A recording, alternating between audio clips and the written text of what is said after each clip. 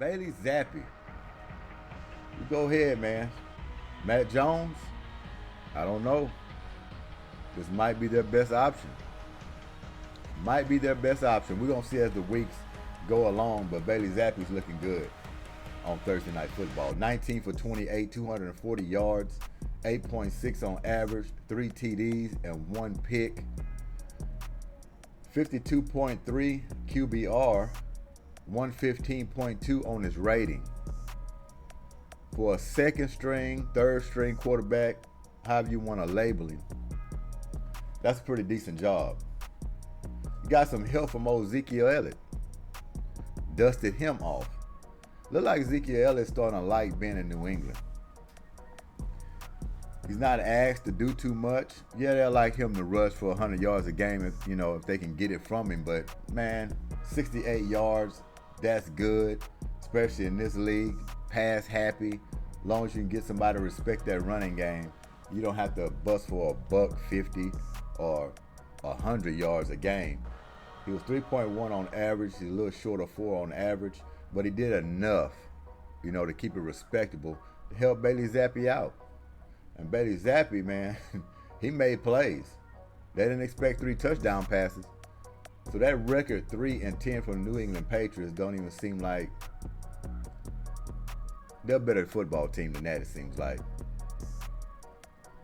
Or are the Pittsburgh Steelers that pitiful? Get it? Pittsburgh, pitiful.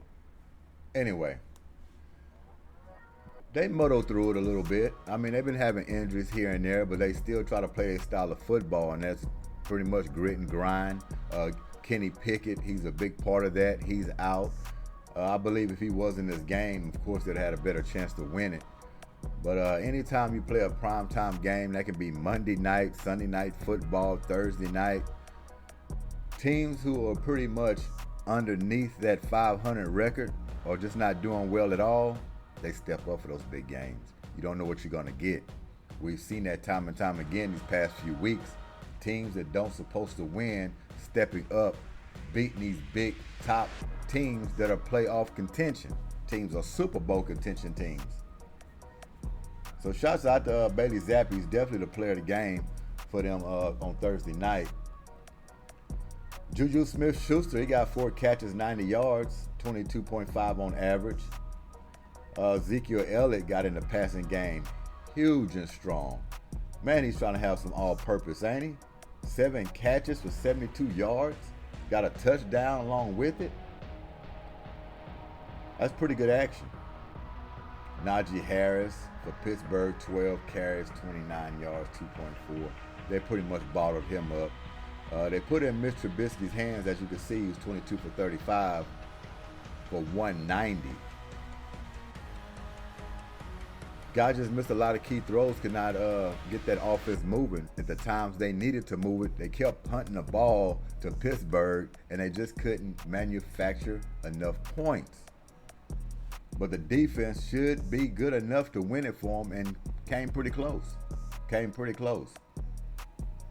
But for the receivers for Pittsburgh, nobody really stepped up. Nobody's over 100 yards. Only one guy with 57 yards. That's Deontay Johnson.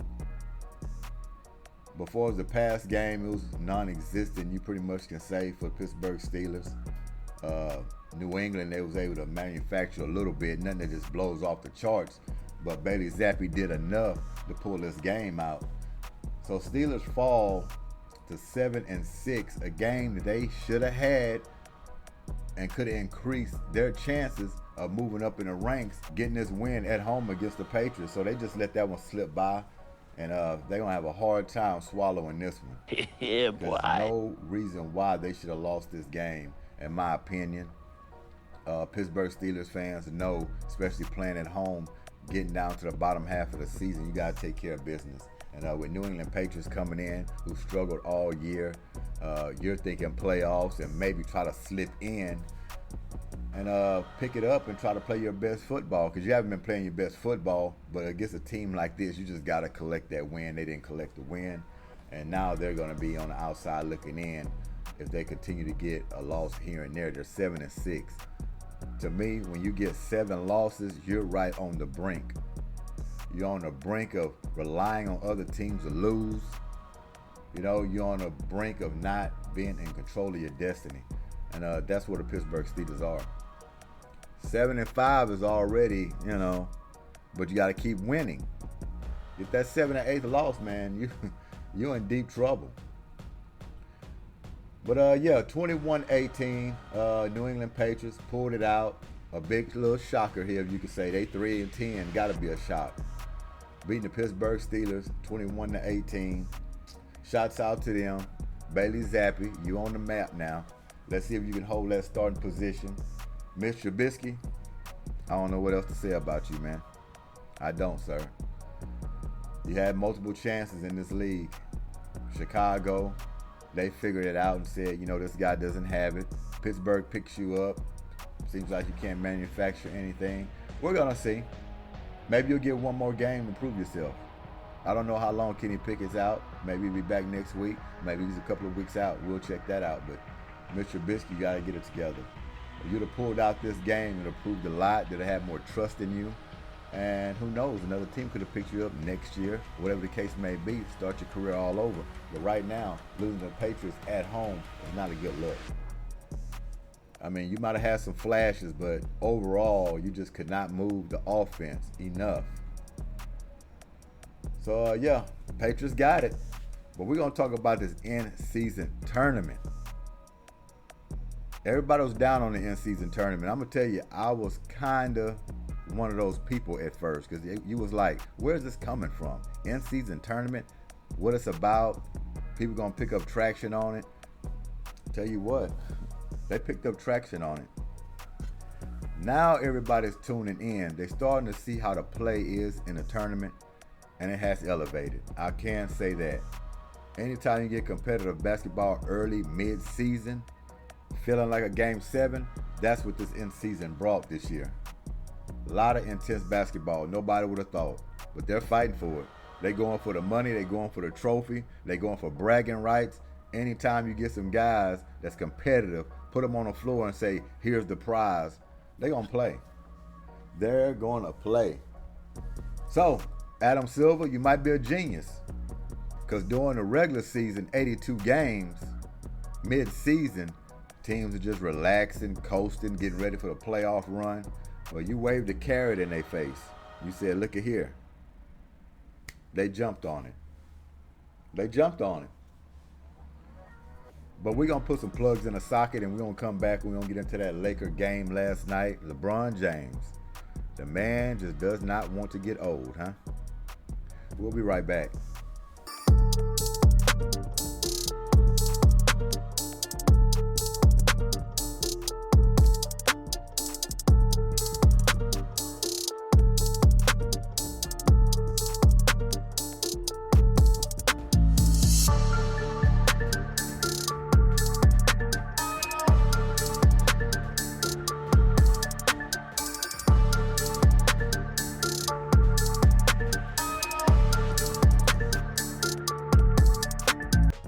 Quick hitters. If you haven't checked out the website, goodymogoods.com, check it out. Everything in here is customizable to fit the way you like it. So just send me an email with the font and an image, and we'll take care of you. And also remember, 5% off if you subscribe to this website. For $19.99 a year, you get 5% off on all items in the store. So don't forget that. Actually, we can come down here. You have your subscribe form. Put in your email address. Click here. Become a member. GDW membership plan, $19.99 every year. Save 5% on all orders with this plan. So take advantage of it. Thanks for y'all time and enjoy the show. Welcome back in, quick hitters. Pelicans and the Lakers. Big blowout. Pelicans wasn't ready last night. Not ready for the King. King must have had a pep talk. He said, we coming in here and we going for the trophy. We going for the 500,000. And this team is not going to stand in our way. We're going to up the intensity. If y'all not with me, jump on my back. I'm going to carry it. That's exactly what LeBron, King, James did. Almost 40, man. Outstanding performance. This guy came in this game, was the best player on the floor. Just when you think he's done, he's not going to improve, he's going to deteriorate, he comes out with this type of performance. We don't get into the Pelicans first on a box score, but LeBron James, man, unbelievable. Question's going to be, can he finish the deal? Because they got somebody over there in Indiana, Tyrese Haliburton, we're going to get into in a minute. What about that guy? You talk about jumping on the scene. Jumping on the scene.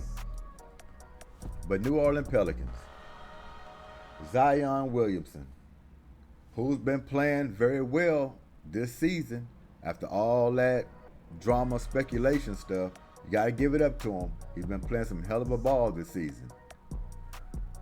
But to come into this game, low volume. Sometimes seems like he's kind of sleepwalking. He's not really into the game that much. You got to look at the expressions on his face. Seems like he's disinterested. But this guy has a whole boatload of talent. We already know that. This game, he didn't relish the opportunity. On a big stage, in-season tournament, you're playing the Lakers. All the commotion that's going on around you with, out of shape. Do you really love the game? This was a game that you could have proved everybody wrong on this one. Could have got your name back in good graces. You came up short to do that. Now, your shooting percentage, you were 6 for 8. That's good. You only missed 2 shots. But what's the problem? Not enough volume. You should have been attacking the ball a lot more. We're looking at the rebounding as well. You came up short. 3 assists, 13 points. Come on, Zion. You want to be a lead in this league? You want to make a name for yourself? You play on big stages like the in-season tournament. Brand new, I might add. Just incorporated this year. You had an opportunity. You came up short, but you ain't the only one that came up short. Your whole team pretty much came up short. I think the Lakers' intensity kind of shook y'all a little bit. Y'all didn't expect the Lakers to come in and hit y'all in the mouth the way they did. And they hit y'all in the mouth. They came with a whole different intensity level of playing basketball y'all haven't seen. Y'all thought they was going to be old, come in slow walking. They proved y'all wrong. Zion Williamson, you just got to have better production in a game like this leading your team on a big stage. Your volume was very low. And then you didn't do anything else off your 6 for 8 shooting from the field. You got 13 points out of it, but what else did you do on the floor? You didn't rebound. You didn't have a whole boatload of assists. You didn't steal the ball. You didn't block the ball. So what were you doing? There's enough blame to pass around. There's enough blame. Brandon Ingram. And this guy who's supposed to be pretty much the leader of this team, especially when Zion been out all this time. He's a guy they look to for points, to score. 9 points. No blocks, no steals. He got 7 assists, 3 rebounds, 0 for 3 from the three-point line, 4 for 13 from the field. Matter of fact, we are giving out Iron Unkinds, and Zion Williamson, you got an Iron Unkind.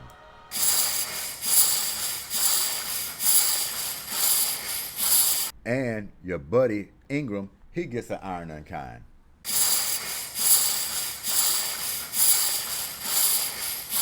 Just a poor job from the Pelicans. I expected more, especially on a stage like that. And they're up and coming, like I said. They played well this year.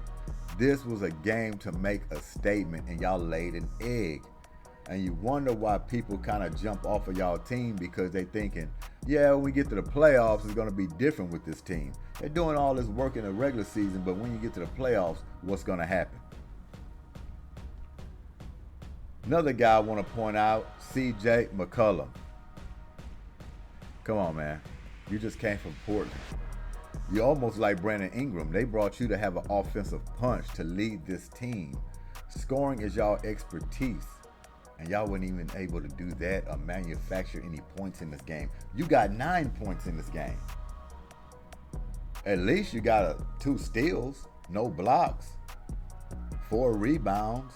1 for 4 from 3, 4 for 14 from the field. Almost identical for Brandon Ingram. I mean, everybody was snake bit, if that's what you want to call it, or the lights were too bright. You pick one. You're going to let Herb Jones outscore you by 1 point, and he got 10.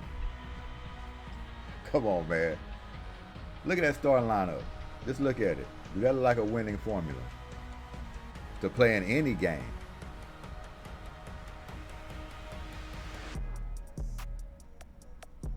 And look at Murphy the third, 14 points by him. He was a highlight. He was the highlight. And the guy is not even a starter. 14 points, 3 rebounds. He had 1 assist. 2 for 7 from 3, 5 for 13. I mean, the whole team was completely off. Besides Zion, but his volume was turned off, let's just say. So the Pelicans didn't deserve to win this game. Not at all. And they just showed themselves. Because now we got to expect this when playoffs come. They were healthy enough. You can't say they was missing players. They had their key players out there for sure.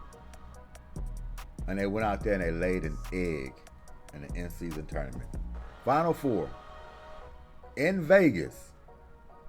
You pull this off. Let's go down to the Lakers. Pitiful.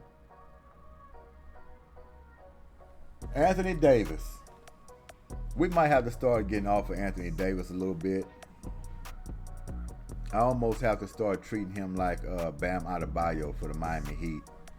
You want these guys to have a scoring punch so bad and to do it offensively so bad it doesn't happen. They're kind of up and down when it comes to offense for them. You're going to have to start looking at them like defensive players. I mean, I've said it before, but I'm really going to have to buy in on that. I don't think they have the pedigree to go out there and shoot 25 times, scoring 30 points, possibly 40 points on a good given day. I don't think they're built that way. They're defensive guys, and we might have to start looking at them that way. Because if we don't look at them that way, we're going to criticize them every game. As far as Anthony Davis, I just don't like his body language and his energy in a lot of ball games that I watch for the Lakers. Because he's that tall and he has that kind of athletic ability. But if he just hustled and worked hard, man, this guy could be like Bill Russell, putting up those kind of numbers. But we're going to have to give him a break. If they want to look at him as a defensive guy, centers out and be the anchor of that defense, hey, if his team likes it, I love it. They're not getting on him. They're not frustrated with his play offensively. We'll roll with it as long as they're winning games. But he had 16 points. He had 2 blocks. He had 2 steals. 5 assists for a big man is good. 15 rebounds. That's excellent. 6 for 8 from the free throw line. 0 for 2 from 3. 5 for 10 from the field. Just like I say, he's not going to put up a lot of volume shots, as you can see. And plus, it was LeBron James night, which he only shot 2 more shots more than him, which is crazy. But LeBron James had a hell of a punch, and he was very efficient.